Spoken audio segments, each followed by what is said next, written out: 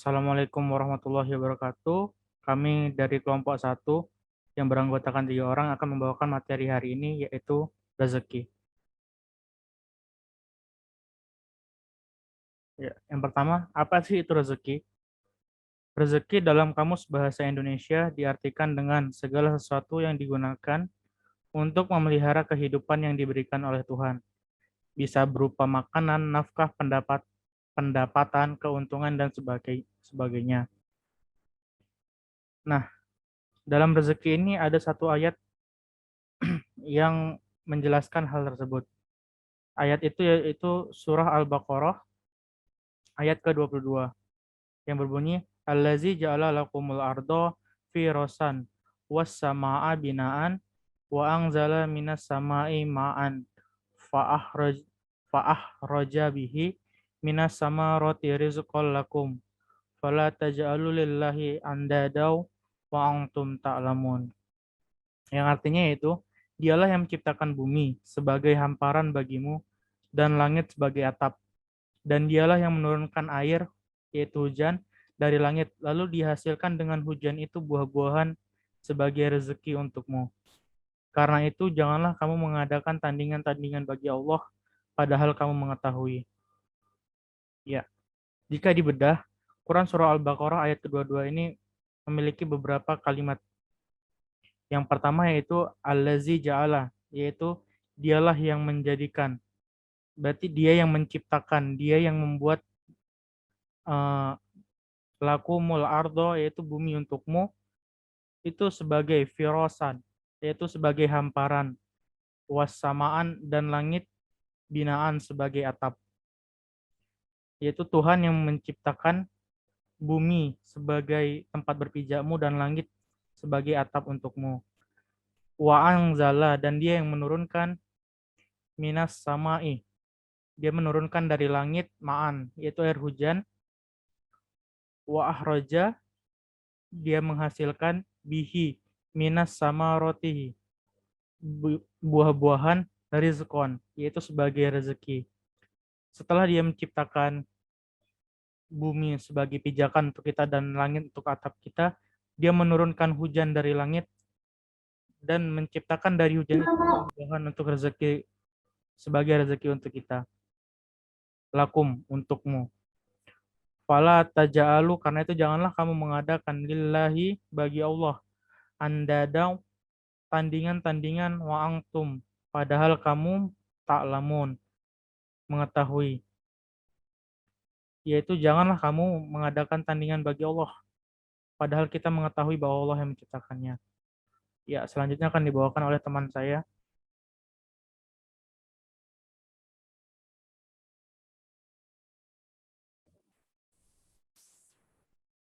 Yang selanjutnya tafsir Buya Hamka. Menurut tafsir Buya Hamka, surah Al-Baqarah ayat 22, dalam pangkat 22 memiliki yang telah menjadikan bagimu bumi sebagai hamparan, itu memiliki tafsir, pikirkanlah wahai manusia, akan ciptaan Tuhanmu terbentang luas sehingga kamu bisa hidup makmur di atas hamparannya itu. Tafsir tersebut menjelaskan bahwa manusia harus berpikir bahwa ciptaan Allah Subhanahu wa taala terbentang sangat luas dan menjadikan tempat hidup kita yang makmur di atas hamparan ciptaan Allah Subhanahu wa taala.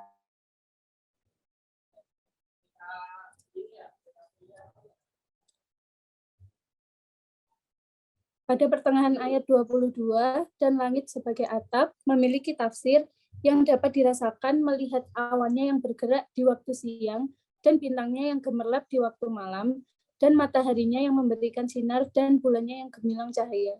Dalam tafsir tersebut menjelaskan bahwa langit sebagai atap itu berbagai macam hal yang sungguh beragam dan memiliki fungsi tersendiri dari awan, bintang, matahari, dan bulan. Next. Pada pertengahan ayat 22, dialah yang menurunkan air hujan dari langit, memiliki tafsir yang dapat dirasakan melihat awannya yang bergerak di waktu siang dan bintangnya yang gemerlap. Ini udah di next belum ya? Udah. bulannya yang gemilang cahaya. Dalam tafsir tersebut menjelaskan bahwa langit sebagai atap itu berbagai macam hal yang sungguh beragam dan memiliki fungsi tersendiri dari awan, bintang, matahari, dan bulan. Next.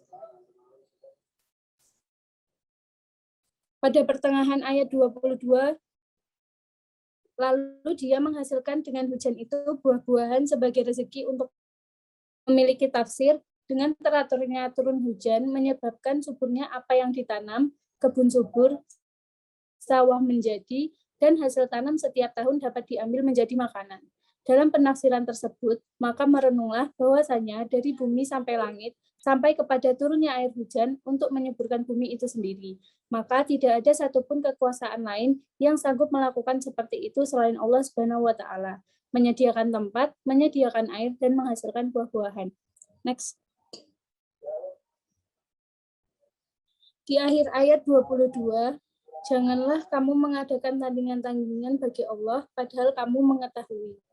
Ketahuilah bahwa yang Maha Kuasa hanyalah Allah itu sendiri, yang menyediakan bumi, yang menurunkan hujan, yang menumbuhkan dan menghasilkan buah-buahan untuk makanan, maka dari itu tidak pantas untuk mempersekutukan Allah Subhanahu wa Ta'ala. Padahal semua mengetahui bahwa tidak ada satupun orang yang berkuasa kecuali Allah Subhanahu wa Ta'ala. Dalam penafsiran ayat tersebut membuat kita merenung dan berpikir bahwasanya kemakmuran hidup manusia sangat bergantung kepada Allah Subhanahu wa Ta'ala. Tidak mungkin ada kekuasaan lain yang dapat membuat aturan setertib atau seteratur ini dan menjadikan bumi sebagai hamparan dan membangun langit, menurunkan air hujan dan menyuburkan buah-buahan. Maka dari itu di ujung ayat mengatakan tidaklah pantas untuk mempersekutukan Allah, padahal kita sendiri sudah mengetahui besarnya kekuasaan Allah Subhanahu wa Ta'ala. Selanjutnya akan dijelaskan sama Ahlul.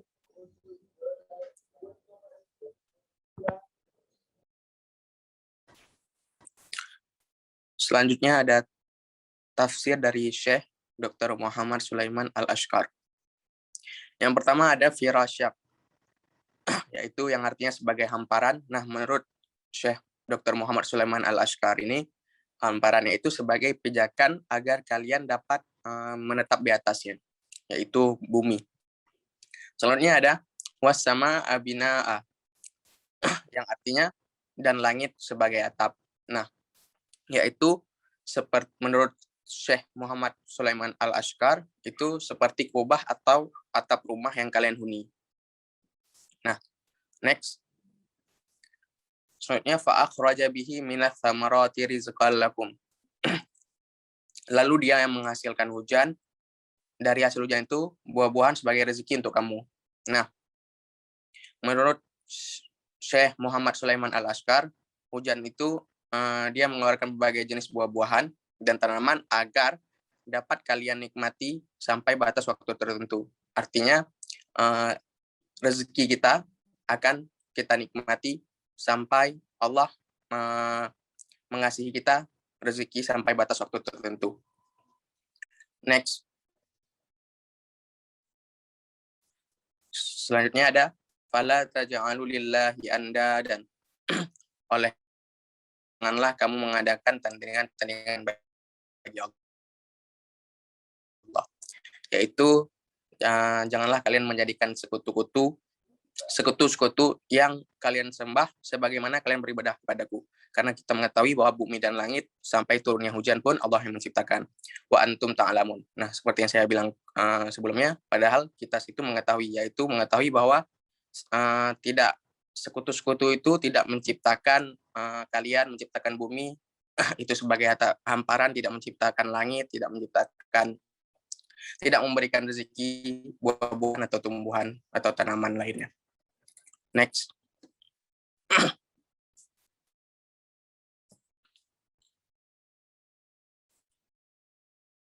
Selanjutnya ada tafsir Al-Muyassar.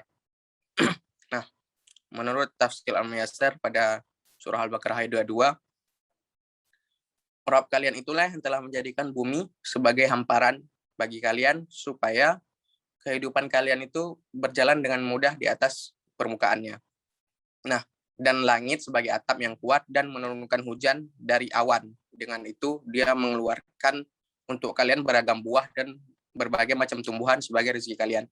Maka Janganlah kalian mengadakan tandingan-tandingan bagi Allah dalam beribadah, sedangkan kalian mengetahui keesaannya dalam menciptakan dan memberi rezeki serta hak tunggalnya untuk diibadahi. Next.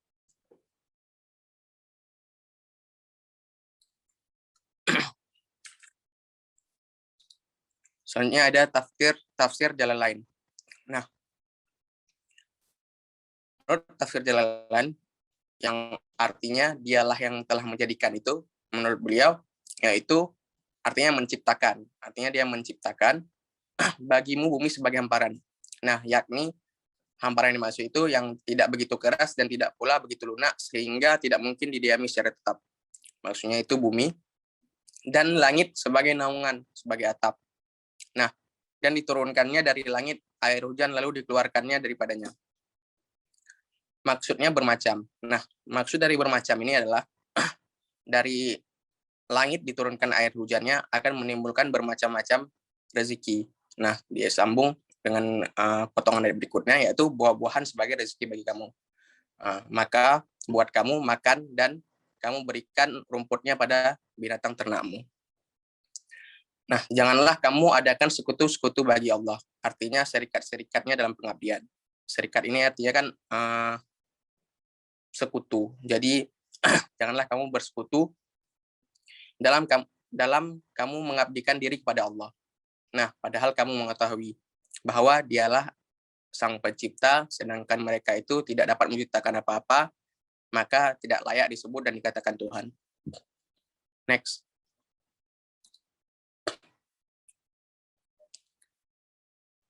Next, yuk.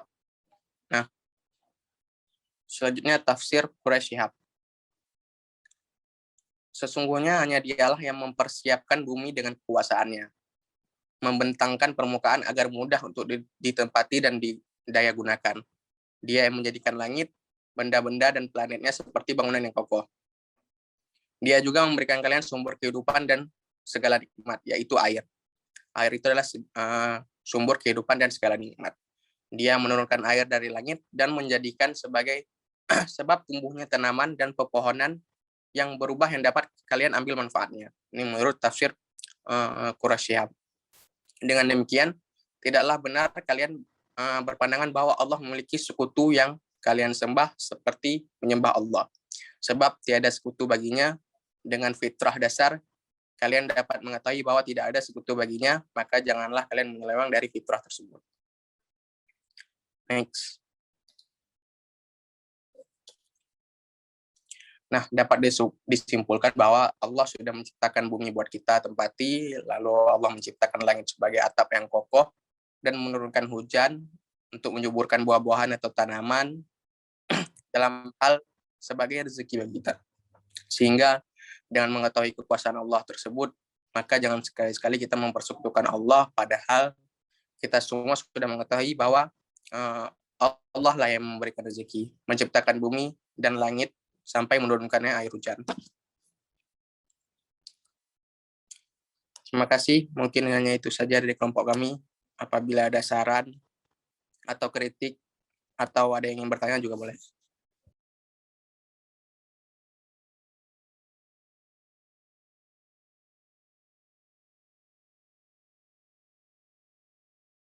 Ya, apakah ada pertanyaan dari teman-teman sekalian?